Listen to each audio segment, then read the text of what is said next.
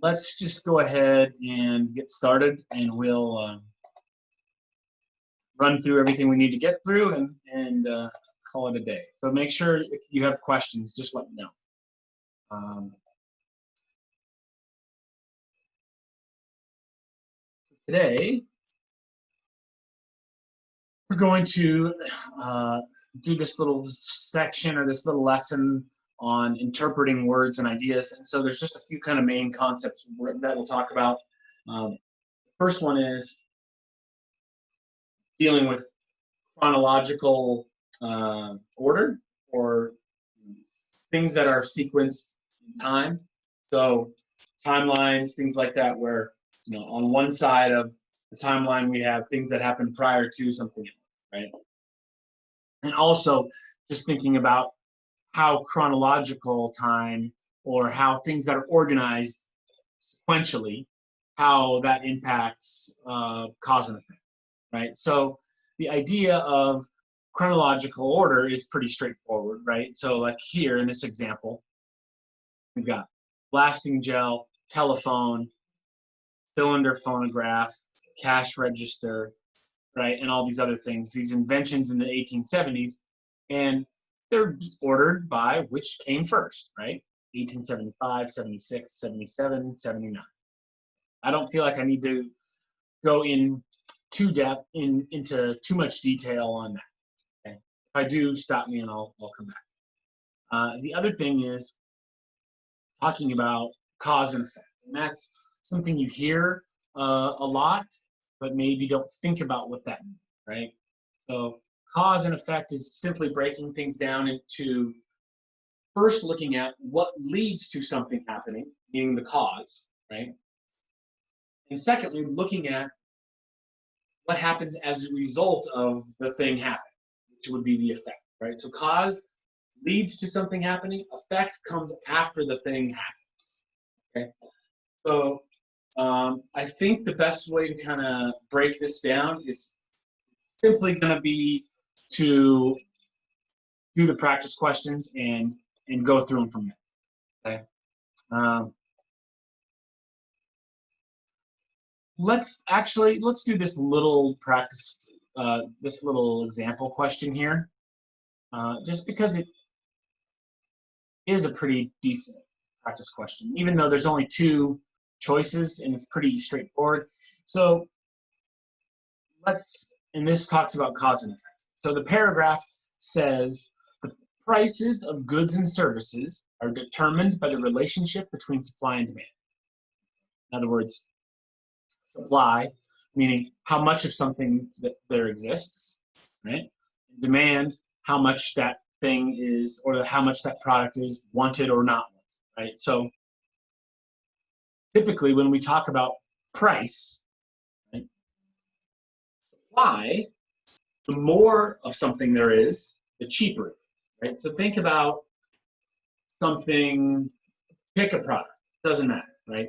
But if there's a lot of them, if there's plenty of supply, in other words, anyone who wants one can go buy one, that typically drives the price down, right? But if supply is low, in other words, there's not a lot of that product, that tends to drive costs up, right? So just a kind of boring example, but think about gasoline, right? Typically speaking, when there is a shortage, in other words, the world isn't producing as much gas, right? Typically that will cause prices to go up. Whereas when we have a surplus or an extra large amount of gasoline just sitting around, that drives the price of gasoline down because there's a lot of it, okay? So likewise, demand does a similar thing, right? Pick a product, it doesn't matter what, right? Something that you like to go out and buy. If everyone wants that same product, in other words, the demand is high for it, that's going to send the prices up.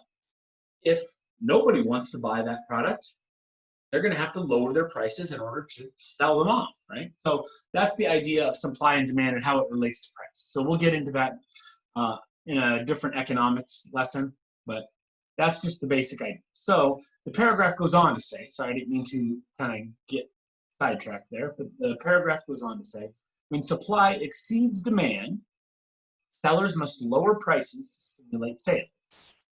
On the other hand, when demand exceeds supply, consumers bid up prices as they compete to purchase items or services that they desire. So, kind of restating what I just said, but in a little bit of a different way. Okay. So, the question here says, based on the theory of supply and demand, under which of the following scenarios would prices be most likely to rise? Okay, so let's look at the two options. One, the demand for a product exceeds that product's supply. Or two, producers and sellers advertise a product in order to stimulate demand for that product. So, based on what we talked about, which of these scenarios would create prices going up? Okay, and the key word is most likely, right? Because you don't know. But most likely, which one of those two things is going to lead to price increase? Okay. One, the demand for a product exceeds that product's supply. In other words, more people want it than there are products, right? Two, producers and sellers are advertising in order to try to get people to buy it. In other words, to try to increase demand. Okay, the answer, and you probably guessed it, is number one, right? Prices rise when demand outpaces supply. There is a greater need for it, or a greater want, than there is that product in existence or available to anyone. It's going to make the prices go up, okay? Number two describes a situation in which they are trying to increase demand, but without knowing whether the supply is limited or not, you can't really conclude that that would cause the prices to go up, right? We don't know. So number one is the best answer. So let's look at some more complicated and complex questions that deal with, first, we're going to look at cause and effect, and then we'll do a couple practice questions that look at chronological order. For those of you just joining, excuse me, make sure you're signing in with Caleb in the chat. And also, just to recap, this week and next week, our last 2 weeks of class before we take a little break, we're just going over some different social studies practices or types of questions that you might see on the test. We're not really going over any specific content like U.S. history or economics or geography. We're just kind of looking at different types of questions. Just so you don't walk into this wondering what the heck's going on. Okay, so I'll zoom out just a little bit. Questions 1 through 3, so we've got 5 questions here. Questions 1 through 3 all deal with the same passage here. And they're mostly cause and effect related questions. So I'll go ahead and read it. You can read along with me, or like I always say, put me on mute and read it and kind of go through it yourself. That's fine too. So the passage says, from 1820 to 1870, more than 7.5 million immigrants arrived on U.S. shores. That was more people than the entire U.S. population in 1810. Almost all of these immigrants came from Northern Europe, and a majority were Catholic. Historians have often focused on what pushed these immigrants out of Europe. During the 1840s, for example, Germany experienced a series of crop failures that, combined with social upheaval triggered by rapid industrialization in urban areas, produced riots, civil unrest, and open rebellion. During the same years, Ireland saw the infamous potato famine strike poor and working-class Irish families, killing an estimated 700,000 people. While those crises spurred Europeans to immigrate, a variety of factors created a simultaneous pull to immigrate to the United States. Letters home from friends and family members who had immigrated earlier often described the United States as a land of plenty, and related stories of successful employment and plentiful land. Steamship companies offered passage across the Atlantic. Steamship companies offering passage across the Atlantic advertised with posters that showed majestic scenes of American abundance. Okay, so basically talking about a massive influx of people coming to the United States in the late 1800s. So let's look at a question that deals with that. I'll zoom in and just scroll back and forth if I need. So, number 1 says, according to the passage, which of the following was a cause of Northern European immigration to the United States in the 1840s and 1850s?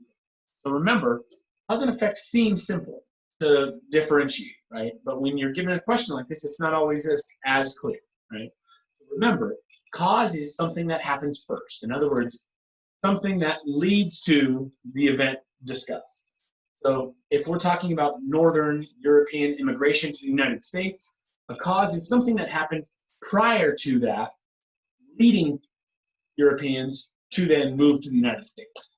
An effect would be something that happens because of Northern Europeans immigrating to the United States. In other words, it happens after.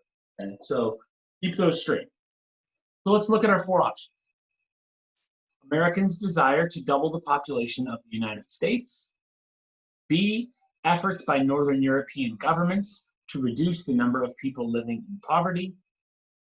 C, political and social instability in some Northern European countries. Or D, efforts to spread Catholicism to the United States. So, again, get in the habit of, as you're reading through your options, flag a couple that seem particularly bad and get rid of them right away, okay? Right as you're reading. So again, I would probably say D is the first one I would throw out, efforts to spread Catholicism in the United States.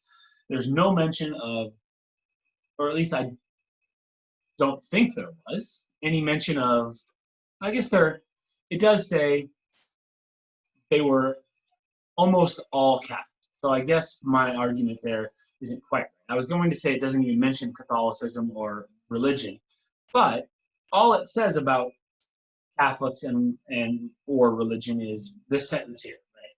Almost all of these immigrants came from Northern Europe, and a majority were Catholic.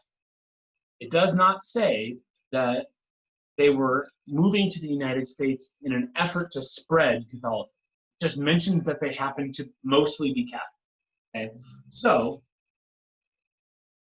doesn't seem right. Okay, another one that I would throw out would probably be A. Americans' desire to double the population of the United States. Americans wanting to have more people, first of all, wasn't true. Second of all, wasn't even mentioned in the passage. And thirdly, it didn't lead to Europeans leaving their countries to come to the United States, right?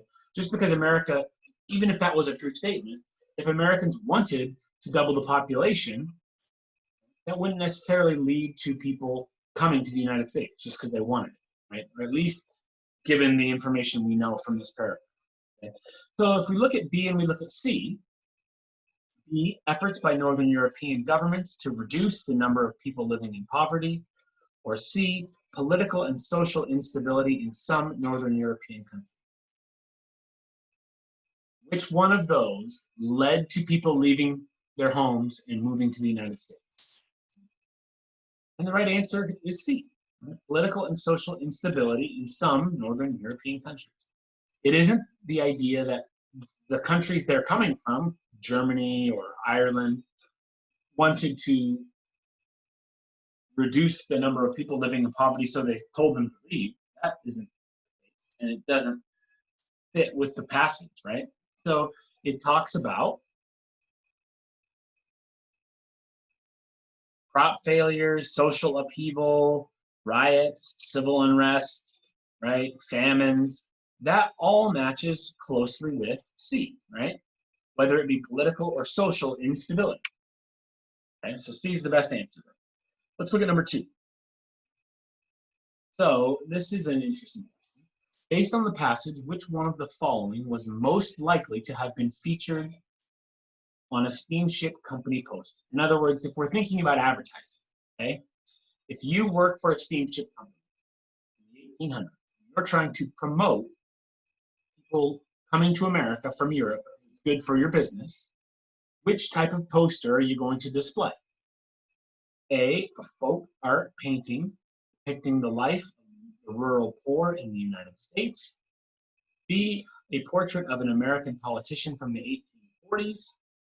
C, a poster advertising an American product. Or D, a painting of pioneers settling and farming productive prairie.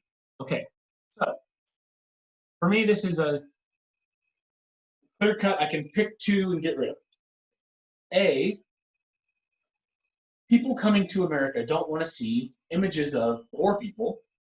Okay, most of these people that were leaving Europe to come to America were poor. They wanted to no longer be poor. So that was the whole point. So A doesn't make sense because showing people a picture of poor people in the United States isn't great for saying, hey, come to America, you'll be poor again. Right? That's not good advertising.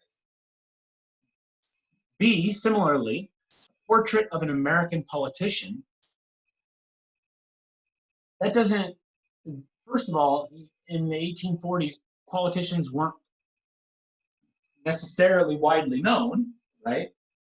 Because there wasn't the same amount of media coverage or things like that. But also, just seeing a portrait of a political leader isn't going to inspire people to come to a country either, right? It's too neutral. It doesn't persuade people one way or the other. And if anything, it might deter people. Who knows, right? Okay, so let's look at C and D. C says a poster advertising an American product, or D, a painting of pioneers settling and forming productive prairies. Okay, I could buy, and when I've done this question with students in the past, I get a lot of people that pick both of these, C and D, right? And I could be convinced on arguments for both, right? If there's a cool new product that is being sold and used in America, that might appeal to Europe, but the better answer is probably D, right? Painting of pioneers settling and farming productive prairie, right? And the key word there is productive, right? Seeing pictures of wide open fields and mountains with people farming and growing their own crops. That's the kind of stuff that people in Europe heard about and were wanting to go and have some for themselves, right? That was the whole kind of idea, because Europe didn't have any more space. I mean, relatively, right?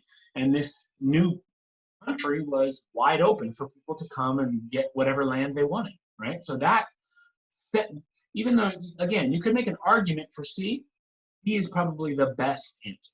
Again, that's what you're looking for. You're looking for which answer does the test most think is best, right? Or which answer do you think is right in their eyes? Because what you think is best, unfortunately, doesn't matter as much as what they do. So there we go, D. All right, so and then the last question on this topic deals with not cause, but effect. Okay? So it says, which of the following results of Northern European immigration to the United States in the mid-1800s can be inferred from the passage? All right, so a couple things. First, when we hear the phrase, which of the following results, that implies effect. In other words, results happen after something occurs, right? So the Northern European immigration happens, the result is whatever the effect, right? So the effect is the same, that's the same thing. The other word that's key here is inferred, right? If something can be inferred, that means it can be understood without being directly mentioned, right? Let's take a look. A spread of poverty in the United States. B, a decline in political upheaval in Northern Europe. C, a growth in the population of the United States. Or D, a number of Americans converting to the Catholic Faith.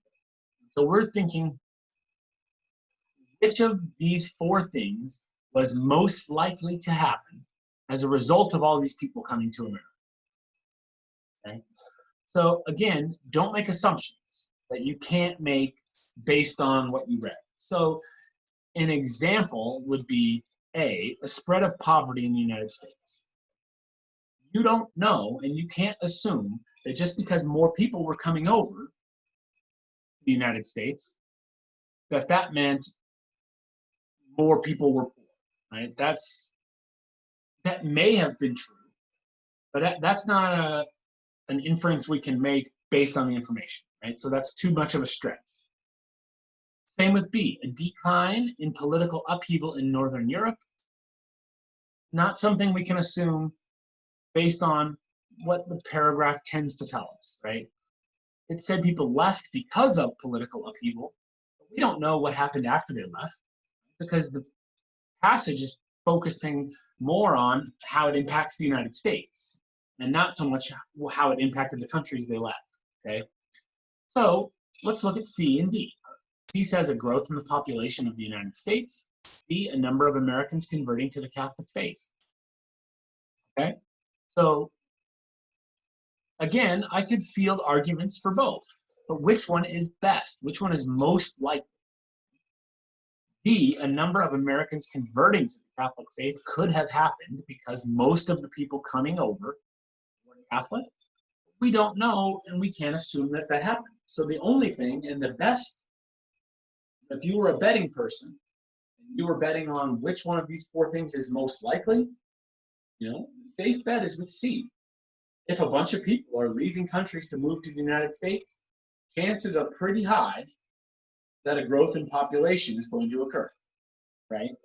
Because more people are coming to America than that are leaving, right? Especially at this time. You don't have people leaving the United States in any big numbers, right? People are just pouring in. And so that leads to more people. That's a pretty straightforward answer. So sometimes the obvious answer is the best one. All right, so last chunk of questions here. Numbers 4 and 5 deal with this timeline. So the timeline talks about the Great Dust Bowl, right? So kind of tied into the Great Depression. We talked about this a little bit in U.S. history. Okay, so I'm not going to kind of read through these entirely, but just so we get an idea. 1925 to 1940, right? Really the last thing on this timeline is in 1935, but real quickly, 1925, farmers in the Midwest and Southern Plains experiment with aggressive mechanized farming techniques, tripling the amount of land farmed, but depleting the topsoil. I guess I will. Okay. So that's 1925 to 1930. 1931, severe drought hits the Midwestern and Southern Plains as crops die. Black blizzards begin, and then defines what a black blizzard is. Okay, so somewhere, and that's 1931. 1932, 14 dust storms. 1933, 38 dust storms, right? 1933 to 1937, we get failed and ruined farms in the Dust Bowl area force the internal migration of some 500,000 people to leave their homes and seek employment in California, Arizona, and other western states. And lastly, in 1935, April 14th, Black Sunday, the worst black blizzard of the Dust Bowl. So, there we go. That's kind of the timeline of events starting in 1925 and ending in 1937. So, given the information in the timeline,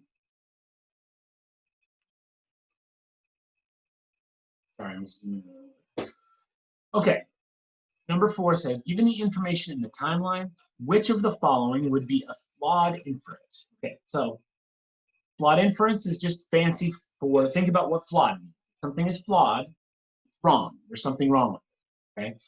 What does inference mean? Inference means assumption or guess or statement. So basically, which of these 4 things would be false to assume is true based on the information? Okay. A, mechanized farming contributed to dust storms. Okay.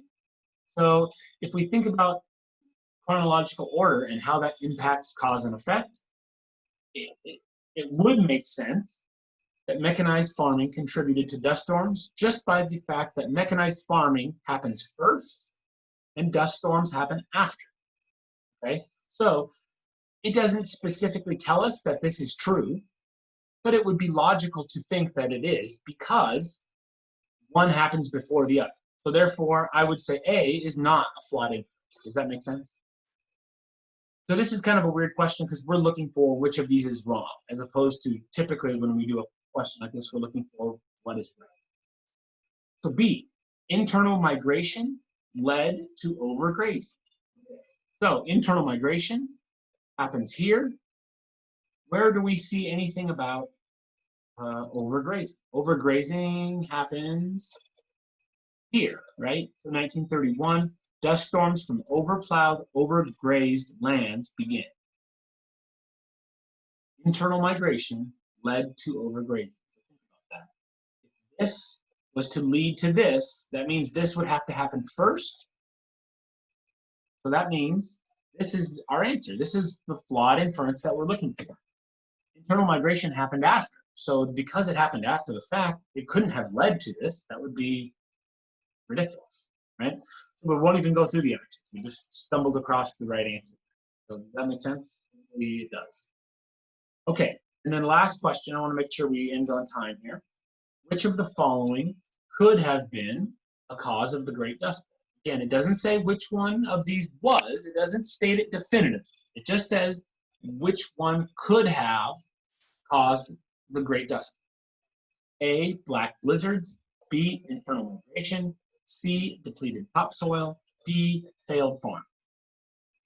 Okay, so if I go down the list here, A, I'm going to throw away. Black blizzards couldn't have been a cause of the Great Dust Bowl because black blizzards were just a term given to the dust storms. So they didn't cause the dust storms. They were just a name given to, like a nickname for the dust storms. Black blizzards didn't lead to the Great Dust Bowl happening. Does that make sense? Similarly, B, internal migration. If all the dust storms happen here, right? 1932, 1933, 1935. The dust storms are happening here.